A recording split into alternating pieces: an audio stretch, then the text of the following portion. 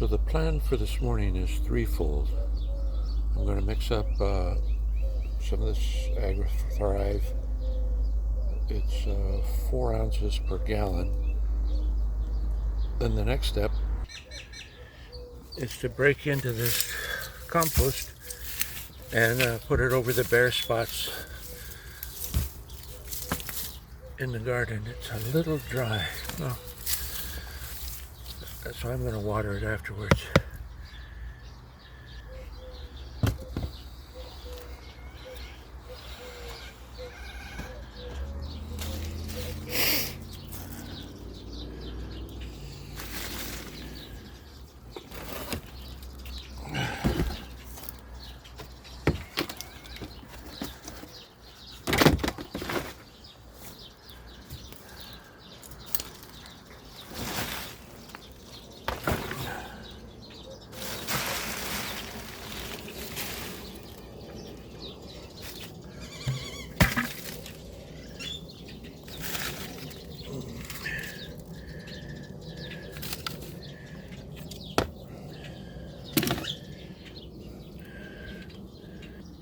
Oh, it was running.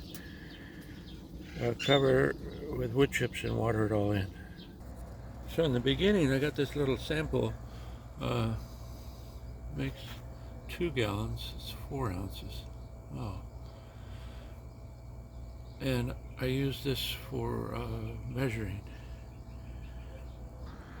These are some of the best bottles I've seen.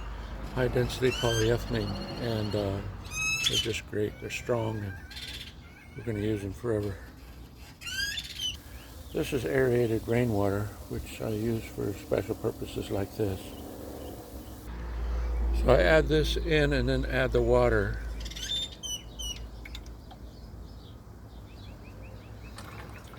Then refill it again for the next go round.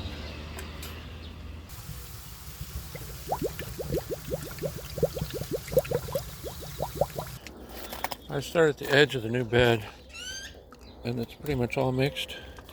Just give it a good sloosh. And this one I'll probably give a little more because it's a little yellow.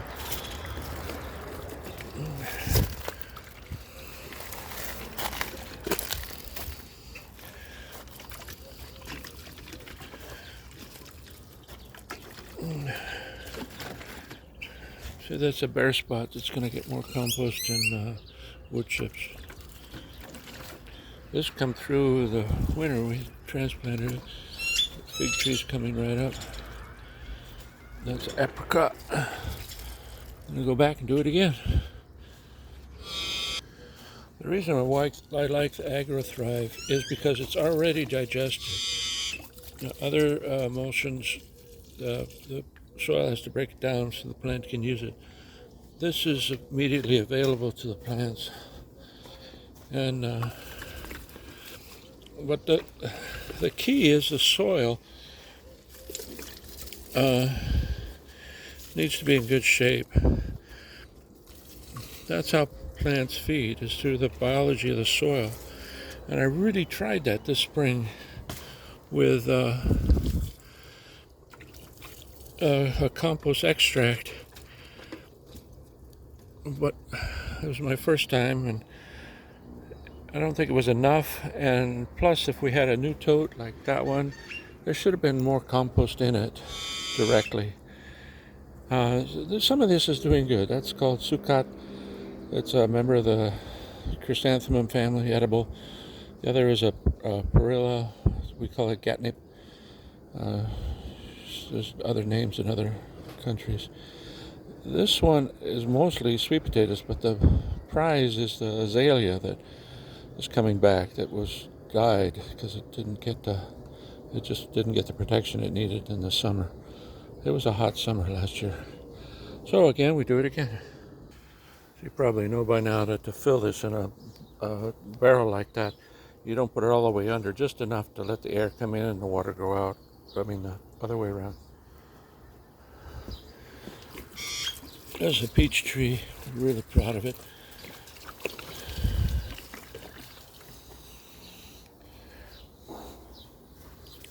This is kale and transplant sprouting of a grapevine.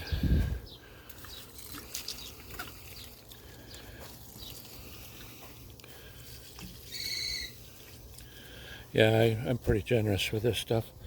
I don't do it all the time. This is actually the first time this year. It is really hard to see black and filling that up to know when you're at the top.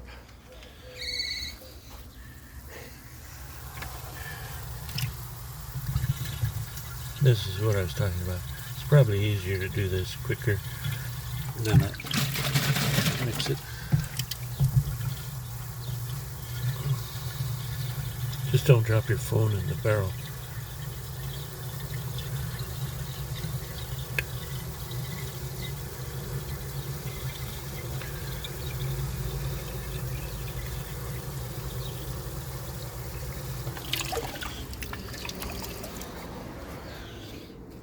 So we just have a few more.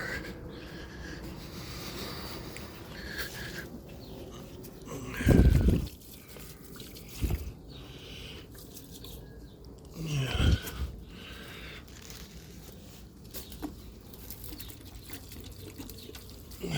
Can't get to that easily.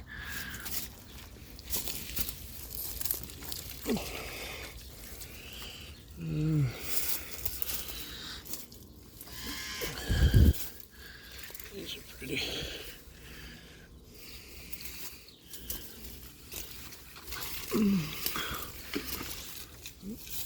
I don't know what happened to these strawberries. They died. That one, I don't know. I probably got too much water. Oh, it does.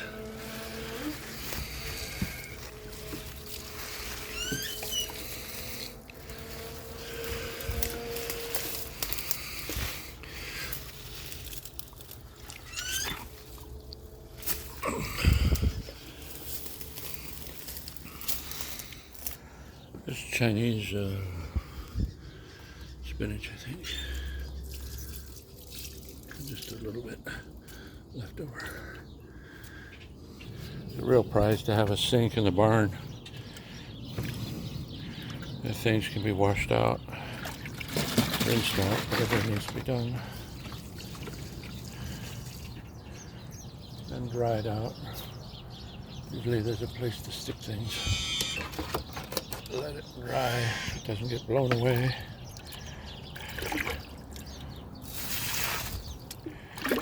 This topiary juniper we've been trying to nurture back to life. It's really coming back good, but you can see it was whacked by the heat last year.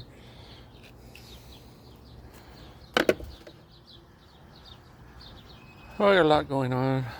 This is kitchen scraps that I'm just drying out because the tumbler was full and we had to keep that going.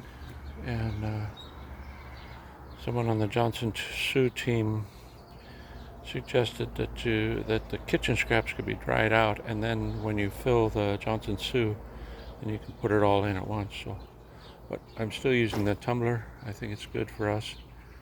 And then I put it in these barrels and let it cure for 6 months with worms. That was the last one we did. These two came from that. When that's full, it'll fill 2 trash cans. So I'm really proud of the worm casting worms I put on top. They were in that black thing over there, right there, next to the tumbler, and they really multiplied. So all good things. So I'm pretty much going to put this on as is. Not going to sift it. Just get some, put it in the barrel. This is my favorite barrel, but it's in use in making some potting soil. I'm thinking I need more compost. It's got compost, about 1/3 compost. Well, 2 parts compost, 2 parts peat moss, and 1 part perlite. Oh, what else did I add? It needs to have worm castings. You'll probably come up with a better way. I'm just going to put it in a bucket so I can spread it, and then the wheelbarrow keeps it from going all over the place. So this was finished from the tumbler last fall. It's not great, but it's going to get more moist, and I'm using it up, so there's good signs.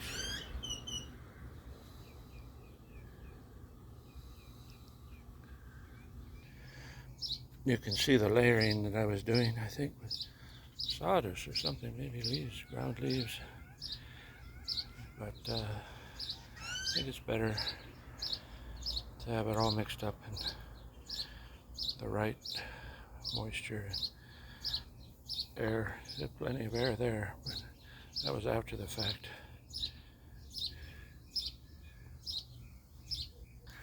Yeah, pretty much sticky muck in the bottom, but look who's there.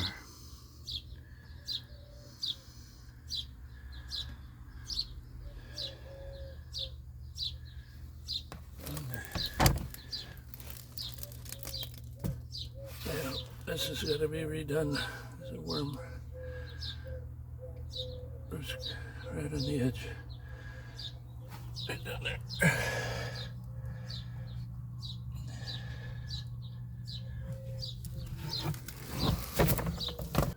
Now for the wood chips. Start with the 7 a.m. news and finish the chores. Putting the compost on is a lot of work, and sometimes it splashes, so now I'm getting the compost off the leaves, watering in, and then adding the wood chips. This is a key area where I wanted to put the compost next to the soil because the fungus appearing on the leaves. I always thought it was coming out of the air, but now I learned how plants work. It's coming from the roots. So, trying to fortify in that direction. I already did one here. Big load. Mosquitoes or something biting me. Flies. Sorry. And these have it, but again, I need to get it in the roots for next year. And let's wrap it up. So nice. Happy day.